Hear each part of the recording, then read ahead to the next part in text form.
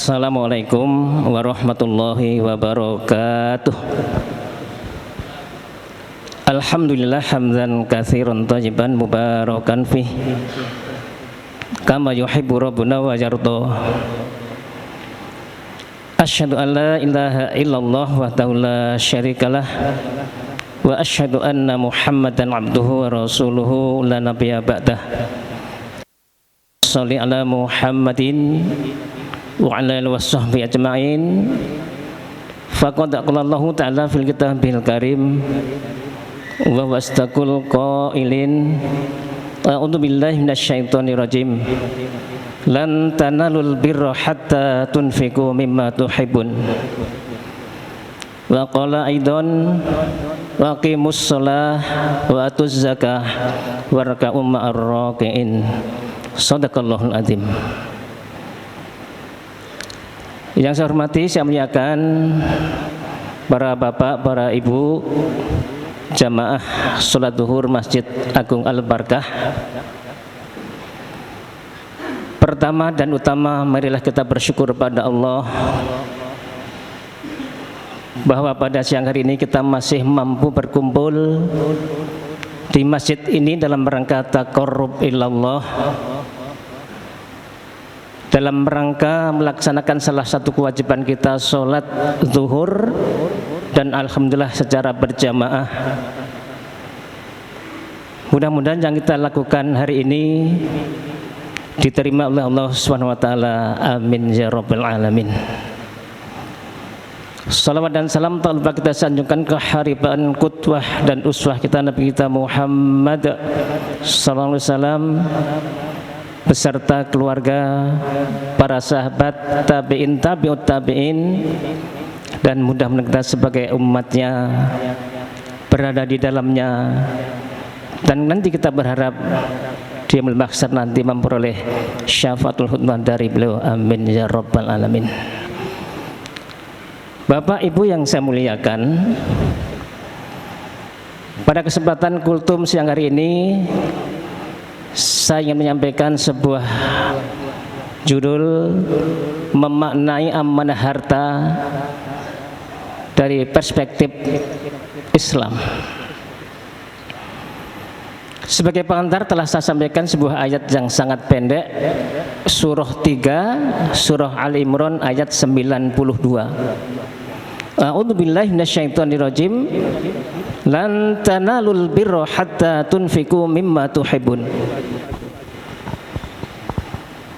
Ayat ini sangat pendek dan diawali dengan kata lan, bukan la, tapi lan.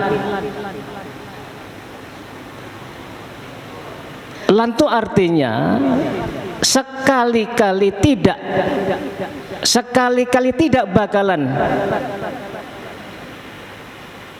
sekali-kali tidak bakalan kita mencapai kebaikan yang sempurna, kata Allah, hatta tunfiqu mimma tuhibbun, sehingga kita mampu memberikan harta yang kita cintai untuk berjuang di jalan Allah.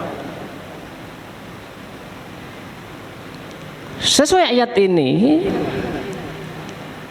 kegemaran kita memberikan yang kita cintai di jalan Allah, harta kita di jalan Allah, menjadi barometer apakah kita termasuk akan yang mendapatkan albiro atau tidak. Jadi menjadi barometer utama.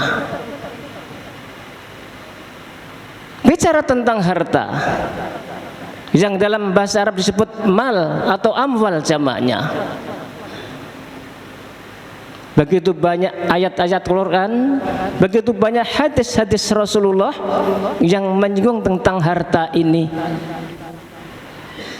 Pertanyaannya adalah, harta yang kita upayakan selama ini, sampai hari ini, dari pagi sampai petang, terus bertahun-tahun sampai hari ini, apakah itu harta mutlak milik kita atau bukan? Ini pertanyaan mendasarnya. Saya ulangi lagi, apakah harta yang kita upayakan, yang kita usahakan setiap hari bertahun-tahun, bahkan sampai siang hari ini, itu harta mutlak milik kita bukan? Jawabannya bukan. Allah memberikan petunjuk pada kita dalam dua surah yang berbeda, yang hampir sama redaksinya. Wa fi amwalihim haqqul lisaili wal mahrum. Dan di dalam harta-harta mereka itu adalah al-haqqul lisaili wal mahrum, ada sebagian hak untuk siapa? Lisail wal mahrum. Harta yang kita miliki adalah sebagian ada hak untuk orang lain, baik yang meminta maupun tidak meminta.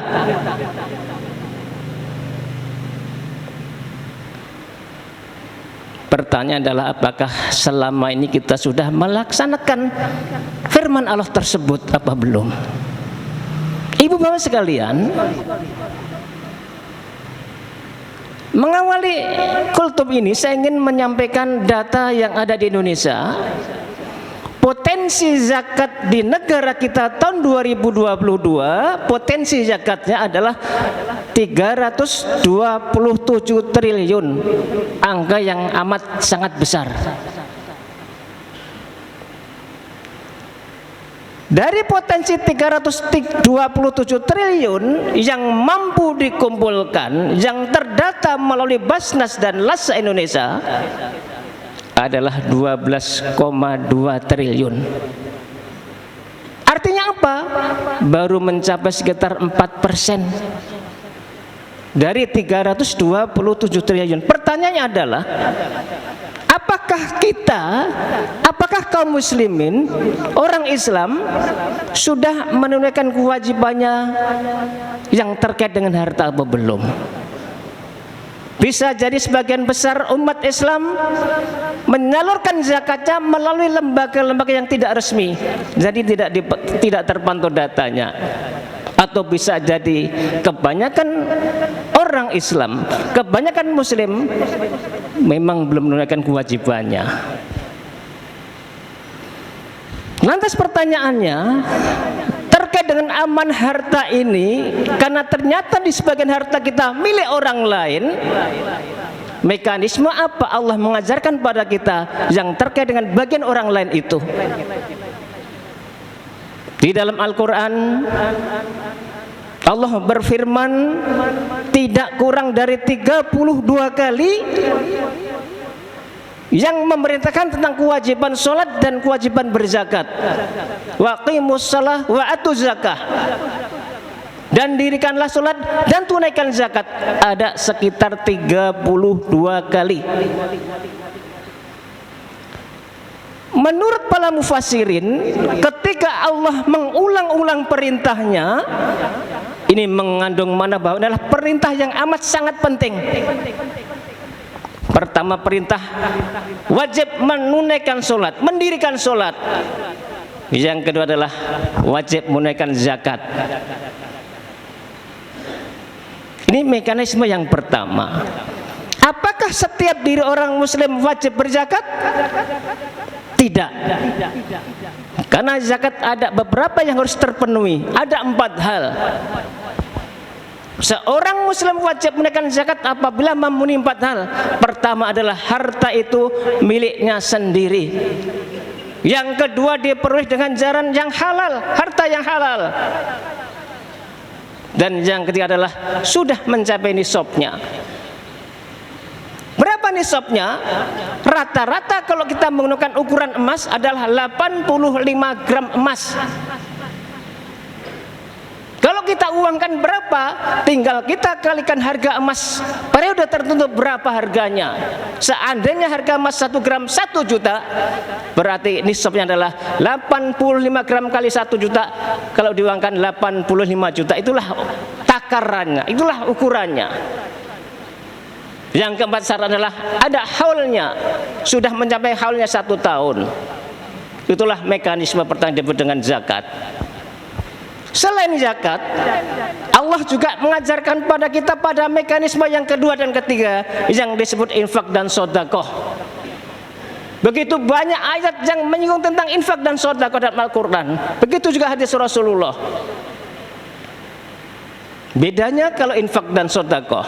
Kalau infak dan sedekah tidak perlu nisab, tidak perlu haul. Bahkan prakteknya bisa jadi lebih besar dibanding kita mengeluarkan zakat. Apa beda infak dengan sedekah? Kalau infak pasti harta, pasti dalam bentuk ekonomis, uang. Kalau sedekah bisa bentuknya yang lain. Tabassumuka fi wajhika laka sedekah. Perangai kita yang baik, senyum kita yang baik kepada yang lain, itu juga sedekah. Tapi yang kita bicarakan hari ini adalah yang terkait dengan harta. Ibu bapak sekalian, lantas pertanyaannya, ketika kita gemar berzakat, ketika kita gemar berinfak, ketika kita gemar bersedekah, fadilah apa yang akan kita dapatkan dari Allah? Ini tentu pertanyaan mendasarnya. Ada sebagian orang takut berzakat, mungkin takut berkurang hartanya. Ada sebagian orang yang belum menaikkan zakat karena takut menjadi miskin. Dan ternyata sampai hari ini belum ada fakta, belum ada data orang yang miskin gara-gara berzakat atau berinfak atau bersedekah. Belum ada sampai hari ini. Artinya apa? Fungsi kita berzakat yang pertama adalah membersihkan diri kita, membersihkan harta kita, membersihkan kelakuan kita. Yang kedua, harta kita menjadi barokah. Harta kita menjadi tumbuh berkembang karena Allah memberikan pahala yang begitu besar. Itulah makna zakat. Sedangkan infak, begitu banyak ayat Al-Quran yang menyatakan bahwa kalau kita berinfak, Allah memberikan petunjuk dalam Al-Quran. Pertama adalah Allah memberikan balasan yang begitu banyak, berlipat-lipat ganda.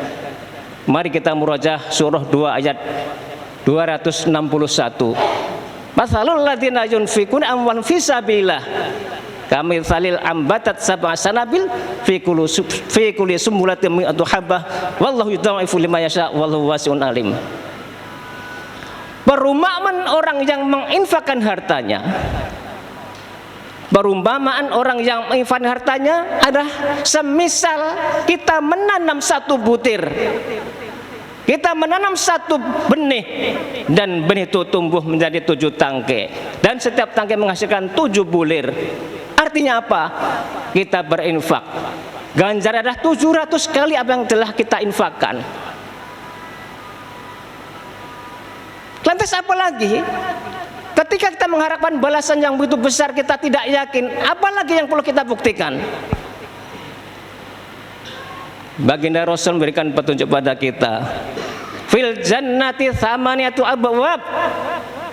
Di surga nanti, kata baginda Rasul, ada 8 pintu surga. Ada 8 pintu di dalam surga nanti. Kita sering dengar kalau Ramadan ada salah satu pintu namanya Babur Royan. Itu orang yang berpuasa, yang ahli puasa, ahli saum. Tapi ada juga salah satu pintu yang namanya Babus Sedekah. Dari 8 pintu di dalam surga itu nanti ada satu pintu yang adalah Babus Sedekah. Pintu yang hanya dilalui oleh orang-orang yang gemar berinfak dan bersedekah.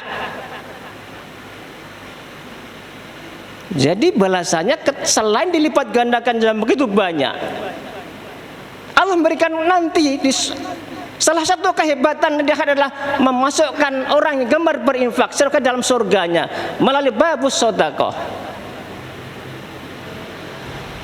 Lantas apa lagi yang perlu kita, agar kita tambah yakin, agar kita menjadi orang yang betul-betul gemar berinfak, bersedekah, berzakat? Mari kita murojaah surah Al-Munafiqun ayat 10. Wa anfiqu mimma razaqnakum min qabli ayyatika ahadakumul maut fayaqulu rabbi laula akhartani ila ajalin qarib fasaddaqu wa akum minas sholihin. Maka belanjakanlah, maka infakkanlah sebagian rezeki dari Allah Sebelum apa? Sebelum datang kematian di antara kalian, di antara seseorang di antara kalian. Lantas mereka menakan, wa yaqula rabbi laula akhartani ila ajalin qarib. Orang yang sudah pada gilirnya ingin dicabut nyawanya, ingin dipanggil Allah. Dalam konteks ayat ini melakukan bargaining pada Allah. Ya Allah, jika sekiranya Engkau berkenan, tundalah Allah sebentar saja. Untuk apa? Fasaddaqa wa aku minas sholihin. Ayat ini menunjukkan bahwa ketika ada seseorang yang ingin dipanggil Allah, membuat bargaining pada Allah, minta waktu ditunda, ternyata tidak untuk sholat, tidak untuk sholat, tidak juga untuk haji,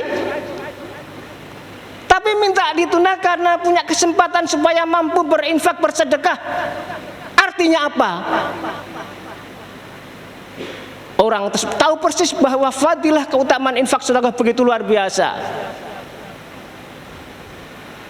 Ada sebuah hadis yang masyhur, baginda Rasul menyampaikan, inna dzilla al mu'min fil yaumil qiyamah shadaqatuhu.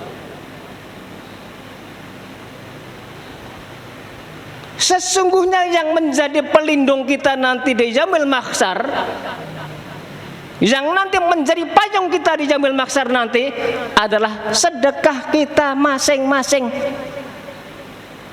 Ketika Allah mendekatkan jarak matahari kepada diri kita, satu hasta yang begitu luar biasa dahsyatnya, pedihnya, baginda harus memberikan petunjuk pada kita. Innal dzilla al mu'minun yaumil qiyamah shadaqatuhu. Yang mampu melindungi kita nanti, yang mampu memayungi kita nanti dari dahsyatnya matahari yang begitu dekat adalah sedekah kita masing-masing.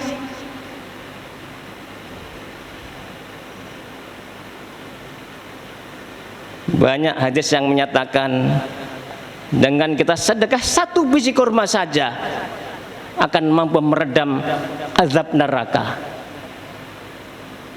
Lantas apa lagi yang perlu kita buktikan? Apa yang perlu kita buktikan dengan harta kita? Sebagai penutup, ibu bapak sekalian, ada hadis yang sangat masyhur yang terkait dengan infak sedekah ini, bahwa setiap hari, setiap pagi Allah menurunkan 2 malaikat pada diri seseorang. Setiap pagi Allah menurunkan 2 malaikat pada diri seseorang, semuanya. Jadi kita ini masing-masing setiap pagi didampingi 2 malaikat. Malaikat yang pertama berdoa, Allahumma a'ti munfiqan khalafa. Ya Allah, berikanlah ganti hamba ini yang pagi ini bersedekah, berinfak, ya Allah, berikanlah ganti.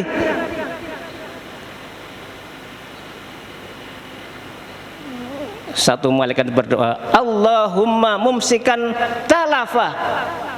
Ya Allah, hancurkanlah hartanya, binasakanlah hartanya, ya Allah, orang yang bakhil pagi ini nggak berinfak.